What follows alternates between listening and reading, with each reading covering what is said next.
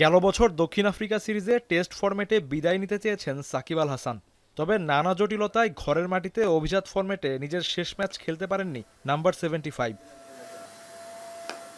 এরপর গুঞ্জন উঠেছিল উইন্ডিজে ওয়ানডে সিরিজ খেলবেন, যদিও সেটা সত্য হয়নি। 50 ওভারের ক্রিকেটকে বিদায় না বলায় তাকে নিয়ে জল্পনা কল্পনা চলমান আসন্ন চ্যাম্পিয়ন্স ট্রফিতে তাকে লাল সবুজ জার্সিতে দেখা যাবে কিনা। শুক্রবার বিপিএল চলাকালে এমন প্রশ্নের সম্মুখীন হন বিসিবি সভাপতি। চ্যাম্পিয়ন্স ট্রফি দেশের বাইরে, সেক্ষেত্রে এখন এটা খুব ভ্যালিড একটা কোয়েশ্চেন।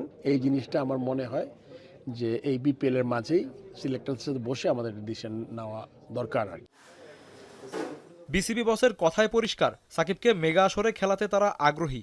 এ ব্যাপারে চেষ্টার কোনো কমতি রাখতে চান না বিসিবির শীর্ষ কর্তা।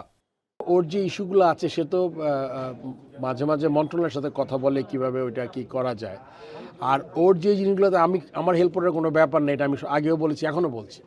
এটা শুধুমাত্র গভর্নমেন্ট লেভেল থেকে যদি কোনো ইনস্ট্রাকশন আসে, ওর যেই সমস্যাগুলো আছে ওগুলো যদি ঠিক করতে পারে, তাইলেই কিন্তু আমার মনে হয় যে এটার একটা ব্যাপার ডিসিশন নিতে পারে। এদিকে টি-20 থেকে অধিনায়কত্ব ছাড়ার ঘোষণা দিয়েছেন নাজমুল হোসেন শান্ত। যে কারণে ওয়ানডে ফরম্যাটের চ্যাম্পিয়ন্স ট্রফিতে অধিনায়কত্বে কোনো পরিবর্তন আসছে কিনা জানতে চাওয়া হয় বিসিবি সভাপতির কাছে। আপনারা বলেছেন যে এই ডিসেম্বর পর্যন্ত ছিল 1 বছর। সো আমরা তো আসলে মনে করেছিলাম যে ও টি20 চ্যাম্পিয়ন্স ট্রফি পর্যন্ত ক্যাপ্টেন থাকবে। বাট এরপরের ব্যাপারটা আমরা বোর্ডের কাছ থেকে, বাট এই মুহূর্তে যে ইনজুরি হয়ে বাইরে গেছে, ও আসবে এজ এ ক্যাপ্টেনই আসবে। এখন আমরা ক্যাপ্টেন্সি ওর না নেওয়ার কোনো কারণ দেখছি না আমরা ক্যাপ্টেন।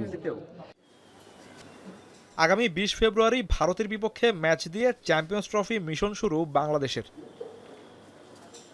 এসকে শাওন, এখন, ঢাকা।